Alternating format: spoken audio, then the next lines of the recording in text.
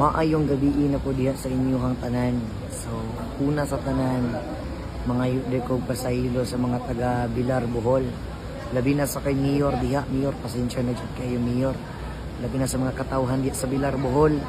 Mga yude ko pasensya, o dili ko makaabot diha sa inyong lugar karo kagabi una. Tungod kay delay kayo akong flight. So, alanganin na kayo. Pero ginapaning kamutan nga ginaribok ang akong ticket para madali, pero kaso unsaon man dili man nato hawak kun ang panahon nga maing-ani gyud. Sige ka delay okay lang kitay tag-ianing airport kay bisa kung sa orasa makalarga ta dayon unsaon man gyud kay sila may tag-iani. So moro to mga iko pasaylo sa inyo kay nagdelay ang akong flight sa maabot ko diya mga alas 12 na inyo isa pa not feeling well good pero okay ra good sa gihapon good kung saon man yun delayed man yun ang flight nako no. So wala gyud ko'y mahimo o una sa last pasaylo ajud ko ninyo Bilar, Bohol.